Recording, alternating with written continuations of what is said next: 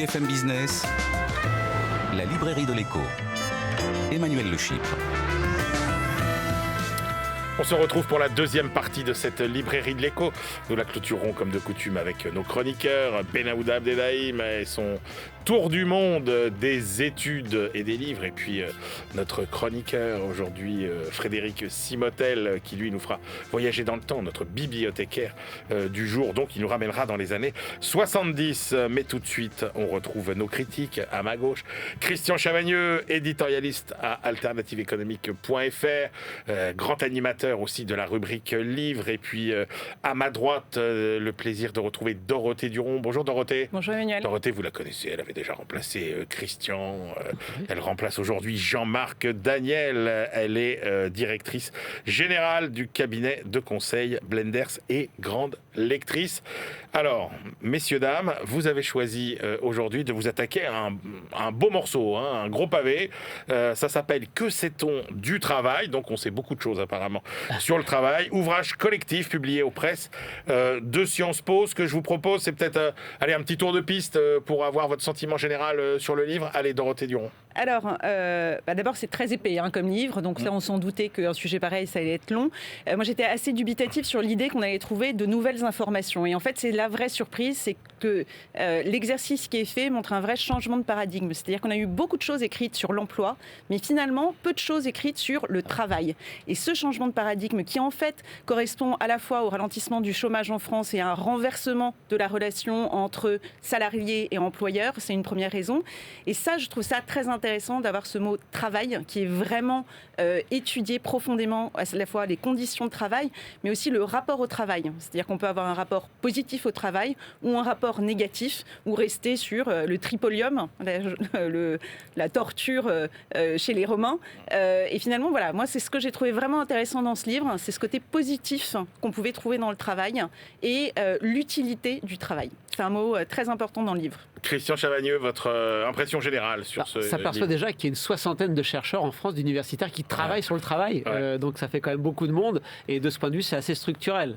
Ça fait déjà très longtemps que tous et toutes, parce que c'est assez mélangé hommes-femmes, travaillent sur le sujet. Et je suis assez d'accord avec la première remarque de Dorothée, à savoir que d'habitude, on parle emploi, on parle salaire. Et là, on parle vraiment travail et conditions de travail. Et ça, c'est vraiment un thème intéressant. Alors Dorothée, parmi tous les thèmes, parce qu'il y a énormément d'articles, qu'est-ce qui vous a frappé ? Qu'est-ce que vous voulez retenir ? Si je vous disais les 3 idées principales que vous retenez de ce livre. Alors, moi, l'idée principale, en tout cas, ce que j'ai trouvé le plus intéressant, c'est le sens du travail, qui est revenu à plusieurs reprises dans plusieurs des papiers qui sont cités. Pourquoi je veux revenir là-dessus ? C'est que le sens du travail, on en entend parler avec les nouvelles générations, et de loin, pour moi, c'était un peu une vague fumisterie on essaie de justifier le fait de rien faire. Ouais. Et en fait, quand on regarde, c'est un peu caricatural ce que je dis, mais ce que je veux dire, c'est que ce qui est intéressant là, en l'espèce, c'est d'analyser pourquoi les gens parlent de perte de sens dans leur travail. D'abord, il y a plusieurs papiers qui reviennent sur les conséquences de cette perte de sens.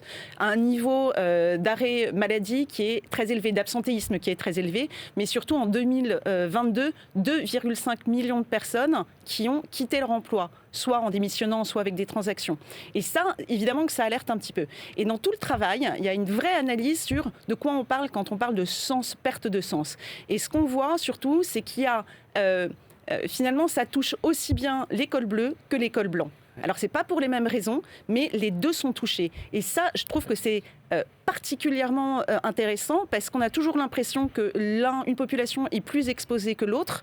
Mais là, on voit bien, dans toutes les études qui ont été faites avec des cohortes qui sont très différentes, que finalement, cette perte de sens existe des deux côtés. Alors, elle se manifeste chez les cadres plutôt dans une perte de sens et d'utilité sociale où on passe son temps à faire des process, à remplir, faire du reporting, mais on ne sait pas bien pourquoi. Et de l'autre côté de la chaîne, et ça c'est très, très intéressant, c'est sur les ouvriers de finalement, on leur met des process, on a inventé le lean management, mais finalement le lean management à la française, mais ça je crois que Christian voulait en parler aussi, c'est mal fait. C'est-à-dire qu'on a renversé, on a donné une dimension presque algorithmique au travail et on voit presque s'échanger le rôle entre la machine et l'homme. Christian, sur justement cette question du management à la française que vous vouliez aborder. Oui, moi j'ai été assez surpris. Moi, il y a une question qui me taraude, macroéconomique depuis longtemps, c'est à chaque fois qu'il y a des enquêtes et des stats sur l'innovation en France, on voit que les entreprises françaises sont toujours derrière. Elles innovent beaucoup moins que les autres. Pourquoi ? Donc on peut chercher des explications macroéconomiques, mais là je trouve dans ce bouquin des explications qui sont liées au mode de travail et à l'organisation de ce qu'on appelle le management à la française. Par exemple, il y a un des articles qui nous dit les cadres dirigeants des entreprises françaises, ils ont suivi le modèle éducatif français qui est vertical, hiérarchique. Il y a un sachant en haut et nous en bas on écoute. Eh bien, les managers qui arrivent dans les entreprises reproduisent dans l'entreprise ce qu'ils ont appris à l'école. Donc c'est la hiérarchie, c'est vertical et ça incite pas beaucoup à donner de l'autonomie, ça incite pas beaucoup à l'innovation. Il y a aussi bien sûr un phénomène macro qui est rappelé là, qui est toutes les exonérations de charges de cotisations sociales qu'on a au niveau des bas salaires, ce qui incite à se spécialiser plutôt dans les bas salaires, plutôt dans le très peu qualifié. On peut innover dans le peu qualifié, mais c'est marginal. Si on veut vraiment beaucoup d'innovation, beaucoup de gains de productivité, il faut aller dans le qualifié. Et là,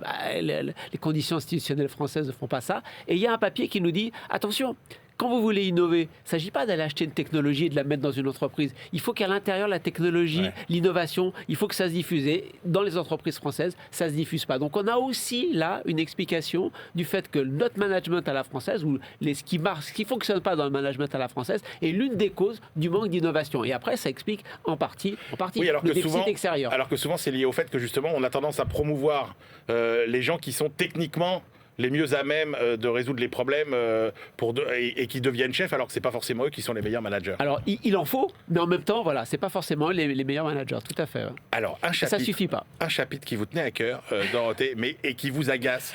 Ah bon ? Non, mais qui m'agace, non, mais en plus, là, il était très, très décevant. C'est que c'est sur l'opposition capital-travail.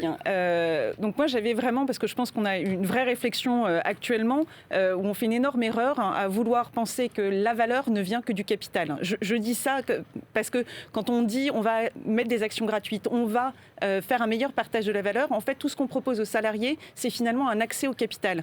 Qu'est-ce que ça veut dire ? Ça veut dire que la valeur est dans le capital, mais c'est pas vrai. La valeur, elle est dans le travail. Il n'y a pas meilleure façon que dévaloriser le travail que de dire qu'il faut le rémunérer avec du capital. Enfin, pour moi, c'est une forme d'absurdité. Et là, le papier capital-travail, c'est un peu ma déception du livre, parce que c'est très, très spécifique. Ça tente de faire une corrélation entre le niveau de financiarisation d'une entreprise et son exposition aux conflits sociaux. C'est un peu tiré par les cheveux. Je n'ai pas réussi vraiment à voir où était la démonstration. Donc j'ai pas trouvé ça particulièrement éclairant. En revanche, mais la conclusion, c'est qu'il n'y a pas de lien. C'est la pas conclusion si clair. des chapitres. Si. Je trouve que c'est pas si clair. Moi, je suis arrivée à la fin en me disant, alors il pense quoi objectivement sur le sujet. C'est bien répété dans la conclusion. Ouais.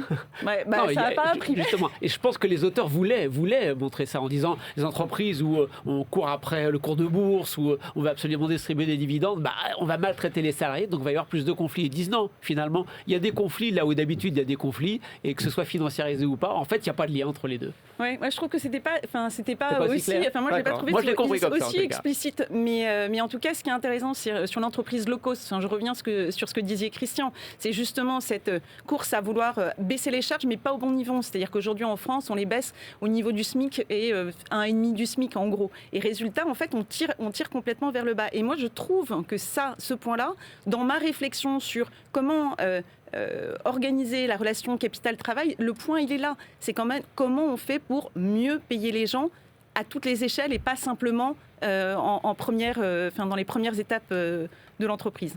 C'est dit. Christian, le chapitre, vous, sur les conditions de travail. Ah oui, parce que là, on vient de parler rémunération, c'est vrai, mais l'emploi, est-ce qu'on a du boulot ou pas ? Une fois qu'on a un boulot, comment on est payé ? C'est important. Mais on est passé beaucoup à côté, notamment, c'est un reproche qui a été fait ces derniers temps au syndicat. Attention, les conditions de travail sont importantes. Et là, on a plusieurs chapitres qui sont quand même assez dramatiques pour la France, parce qu'on bénéficie de sondages européens. Donc là, on va vraiment, au niveau de la Commission européenne, c'est vraiment les mêmes questions. On peut suivre ça sur longtemps. Et de quoi on s'aperçoit que les Français sont les salariés français sont très attachés au travail. Pour eux, c'est important de se réaliser en partie dans le travail. Sauf que ce sont aussi les salariés français qui disent on est les moins bien en termes de conditions de travail. En termes d'autonomie, ceux qui disent qu'ils ont le moins d'autonomie, les risques physiques, il y en a le plus, les problèmes de santé au travail, il y en a plus. Pourquoi tout ça?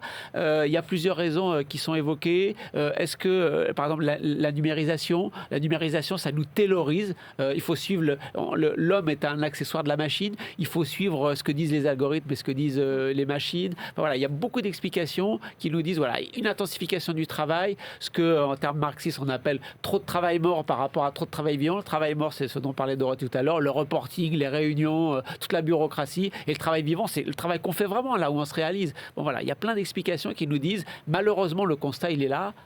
Et puis il est vraiment constant depuis plusieurs années, les salariés français disent qu'ils ont les plus mauvaises conditions de travail au sein de l'Union européenne.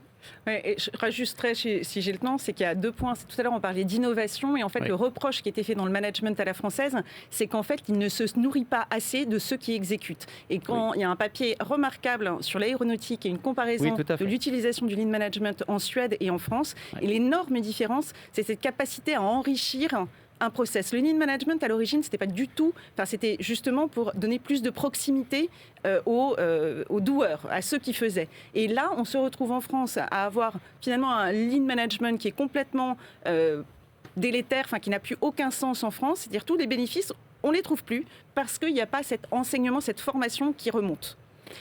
On termine avec un sujet, alors Dorothée ce sera rapide parce que c'est un sujet qui ne vous passionne pas, mais qui passionne Christian, c'est le sujet sur la discrimination des femmes. En 2 mots, pourquoi ça ne vous passionne pas Dorothée? Parce qu'on en parle trop. D'accord. Et bien Christian, il va nous en parler quand même un peu. Parce qu'on n'en parle pas assez. du côté de ce qu'on appelle les premières lignes, les secondes lignes, le nettoyage, le commerce, tout ça, le transport, on s'aperçoit que ce sont des métiers très féminisés, des métiers où on est très mal payé, où il n'y a pas de perspective de carrière. Par contre, les contraintes horaires et ou physiques sont très fortes. Et donc là, on voit que les femmes sont assez maltraitées de ce point de vue-là. Et quand on passe de l'autre côté, du côté des femmes cadres, là, on s'aperçoit, alors, quand même, la bonne nouvelle, pratiquement la seule bonne nouvelle du livre, parce qu'on en ressort un petit peu dépité de ce bouquin, la seule bonne nouvelle du livre, c'est que la part des femmes chez les cadres dirigeants monte. Mais quand on arrive au niveau de la direction générale ou de la présidence, là, c'est beaucoup plus difficile. Et quand elles y arrivent, elles sont moins payées que les hommes. Donc, il y a quand même encore un gros problème de discrimination. Les discriminations au travail, il y a les femmes, il y a les jeunes, il y a plein d'autres choses. C'est aussi une partie du livre. On va sur la discrimination au travail. Je ne vais pas dire en fait que ça ne m'intéresse pas, mais comme j'en lis beaucoup, je n'avais pas forcément envie d'en reparler. Et là-dessus, vous n'avez pas appris grand-chose. Là, non. C'est des données qui sont connues et la seule chose le point qui est intéressant, c'est de voir sur la notion de sens, d'utilité au travail, c'est qu'effectivement toute l'industrie du care qui a été en première ligne, ça fait partie des rares industries où justement il y a du sens parce qu'il y a une proximité avec les gens. Et merci. Ça aussi, c'est très intéressant. Merci beaucoup à tous les deux de nous avoir décrypté ce très gros travail sur le travail. Donc, que sait-on du travail? C'est aux presses de Sciences Po. Allez, on se retrouve tout de suite avec notre bibliothécaire du jour, Frédéric Simotel. Il nous renvoie dans les années 70.